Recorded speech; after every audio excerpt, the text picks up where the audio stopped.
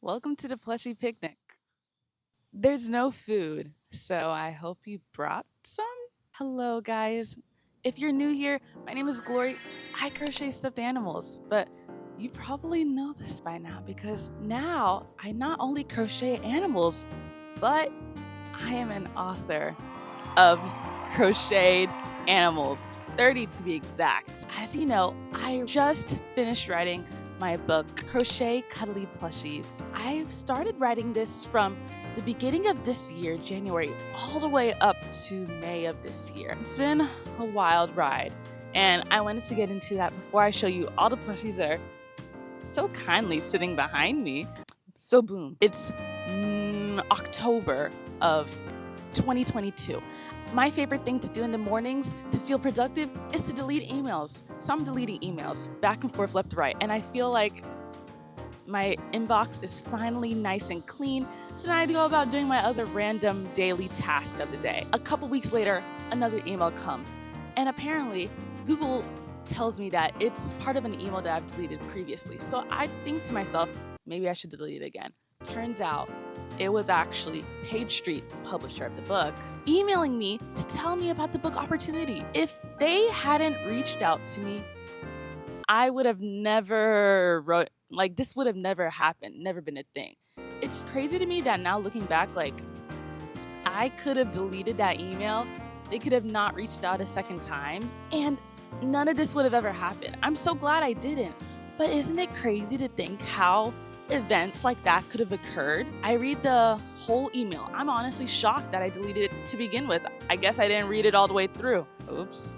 So I read the email. I'm super stoked, super excited. My parents are super stoked, super excited. My mom's like, okay, Gloria, I'm going to get you a lawyer so we can read the contract and we're going to be able to make sure that you get the best. And she actually did end up doing that, which I was honestly really shocked because when it came to signing the contract, my mom sent the contract to a lawyer. The lawyer added some extra things and then they brought it back to Page Street and we all agreed. November, I signed the contract. It's official. I'm going to write a book.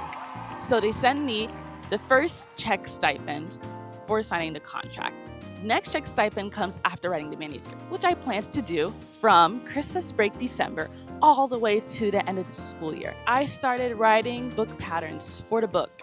Every single day I was writing patterns. The first pattern I actually wrote was the sloth. She was the first pattern I wrote for the book. Isn't that so crazy? I'm writing patterns.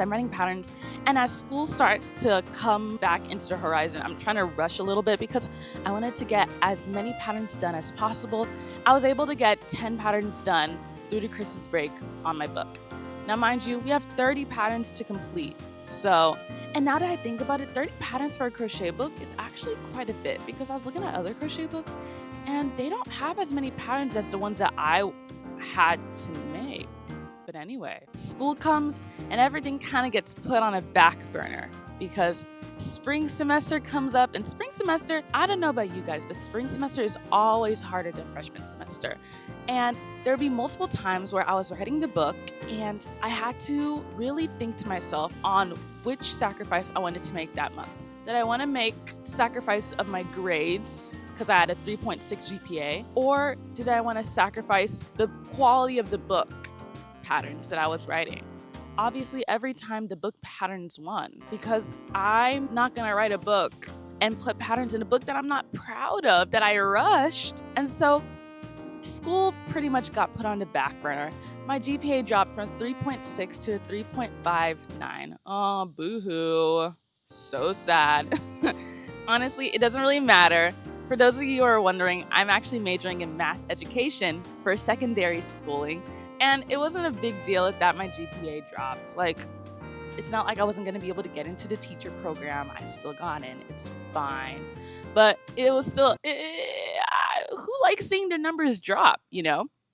But then I finally finished the book. Now, in the meantime, of course, I was writing other patterns as well. And I was trying to make some of the patterns work for multiple things. For example, penguin over there. I made a jumbo penguin for my Michael's collaboration that I did in December so that I could have the collaboration and have a pattern for the book at the same time. Speaking of patterns for the book, as I was making patterns for the book and I was showing them one by one, little by little, not all of them at once, but you know what I mean. I really found it difficult to not tell Bro, I think there's a bug on me. It was an ant. Anyway, I found it so hard to tell people that they could not have the patterns that I was putting out because they were in my book and I could not tell them about that yet. For example, the dog pattern, which I can't believe all the patterns I'm referencing are just like right there. The dog pattern right there, that's usually my base pattern now for all of my dog custom orders. That's my base dog pattern. And when I tell you a lot, I mean a lot of people kept asking me about when the dog pattern is coming out. Are you gonna bring out a dog pattern, Glory? Da-da-da-da-da-da-da. And I would just be like, I don't know. Knowing that I already wrote the pattern, it's just in the book and I can't tell them that yet. Finally, May comes. And the funny thing is, actually sad thing, is that I actually had to add an extension to my due date to the book. The book was gonna be due in the end of April, my birthday month. But I was not gonna be able to finish on time, so I had to extend it by an extra month and have it ready to go by May 4th. And let me tell you, the real VP in this stage were my pattern testers that I worked with so closely. And Kathy, the tech editor on Page Street, she really nailed it down. Let me tell you, everybody that's a pattern writer needs a pattern tech editor. I believe it because she really knew how to do her work. I didn't even know that was a job. I couldn't do it. But you know what? I'm glad that she did. My pattern testers were actually people from my Patreon because I wanted to tell my Patreon first. I felt like it would be fine if I told my Patreon that I was writing a book and I could ask pattern testers from my Patreon because they would be discreet. I felt like that was the only discreet way that I could get pattern testers and also tell people about the book at the same time. I'm not actually sure how other people get pattern testers for their crochet books without telling their social media following that they're writing a book. And that was the hard thing about writing a book actually, is that there weren't a lot of like crazy instructions. And I know that I could ask for help, but like in general, it's like, there's not a lot of instructions for like all the little things. Like, who can ask pattern testers? Because you have to have pattern testers if you're gonna write a pattern book. Of course you do. It's really in the air. But I think in this case, I really tried my best. I had 50 pattern testers and I broke them into 2 groups. And although that may not be a lot for a book that has 30 patterns, we worked so closely together and we remade and remade and remade and remade again every single pattern. And then Kathy would re-edit and re-edit and re-edit again, literally 3 times for every single pattern. It's May 4th. I turned in the pattern manuscript. It's literally like 150 pages long of just words. And then of course I turned in all the other things I wrote as well, like how to embroider eyes, how to connect legs to a body seamlessly, because if you haven't noticed, my patterns aren't the most easy, I guess you could say. Obviously, I have to show how to do that in the pattern. I'm even thinking about making some videos, but I need to ask my editor about that first. May 4th finally came. I finally turned in the manuscript. I was like, a breath of fresh air. But that wasn't really the end of the kicker because I still had to study for finals. May 4th was actually the cutoff of the last day of instructional teaching.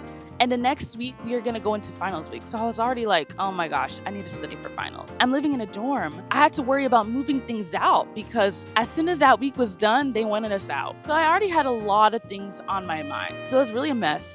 That semester was really crazy. Probably my craziest semester of college yet. We finally got the book done. And now, here we are, able to tell you about it today. And guys, this really wouldn't have been possible without you. Like, I'm being super duper serious. This wouldn't have been possible if it weren't for everybody's support and the constant help and critiquing, and it helped me to get better at pattern writing. Because trust me, I know I'm not perfect. Without everybody's support and all the DMs, this isn't just a me thing. This is like a we thing. All of us have come so far, and I just have to say thank you. But with that being said, I obviously know you're not here for me to tell you how everything went in regards to the book. You want to know about the plushies. So let's go about the plushies one by one.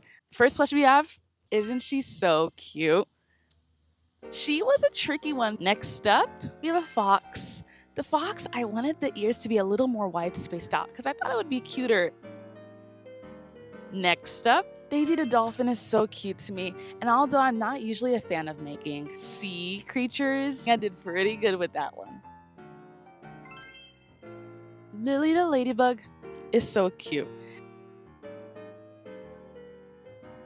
I want to go over them quickly because we have literally like 20 more to go. Henry the hippo, a classic but a goodie. Sia the sloth is also so adorable. This penguin was actually one of the penguins, like I told you earlier, that I made for the Michaels collaboration. Raider Raccoon was made very fat because raccoons are such fat creatures. It's so funny. Theodore the turtle. Yep.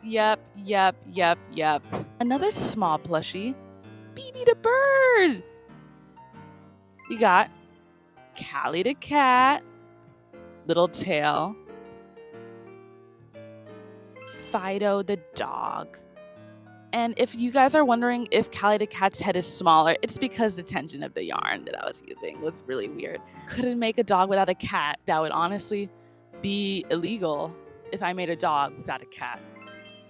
Darty Deer is so cute because I really wanted the nose and the head to look nice and round instead of super sharp like it normally looks. She looks like a wolf cub, but I really like her face. I think she's so adorable. A classic, Rhea the rhino. Super cute. This one was an interesting one. We have, it's a firebird. This one's also an interesting one for me to make.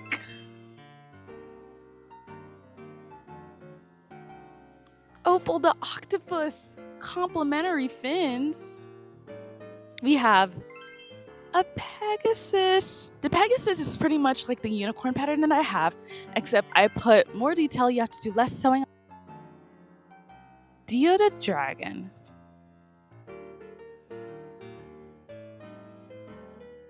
Another classic. Mia the moose. She's so cute and stout and tall.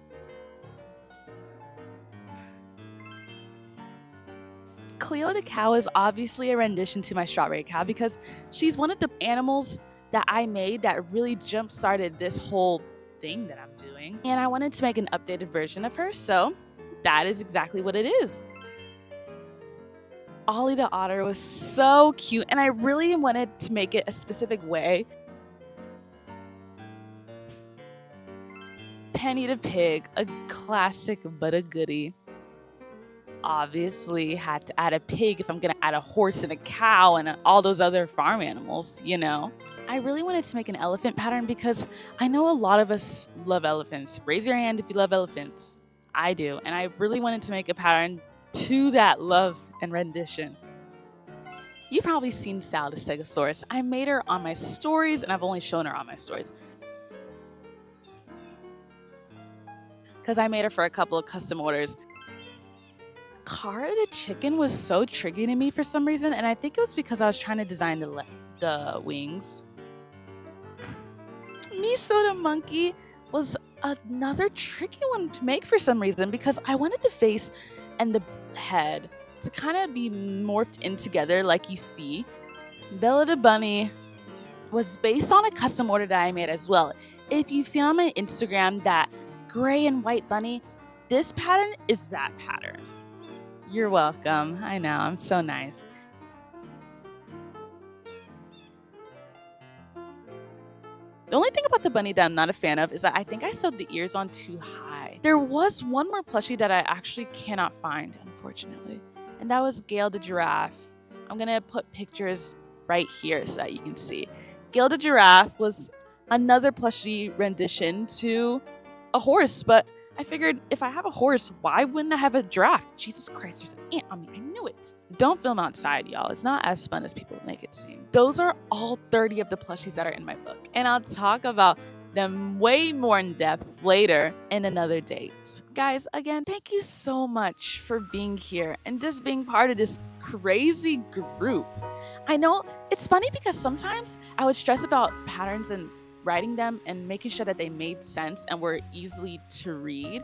And then I would think, oh my gosh, if an outsider, like an outsider to the crochet community, saw me stressing, they'd literally probably say something like, oh, well, it's just yarn. It's a stuffed animal. Who cares? But it's really not just yarn and stuffed animals at the end of the day. It is literally creating something out of seemingly nothing. I really care to put thought and ease into all of my patterns. Well, at least I really tried to. With that being said, that's the end of the video, y'all. So take care. Don't stay out in the sun without sunscreen. I wore mine, so take a run. It's such a pretty day outside. Go for a picnic. I'm on a picnic. And I'll see you guys next time. Bye. That's a wrap.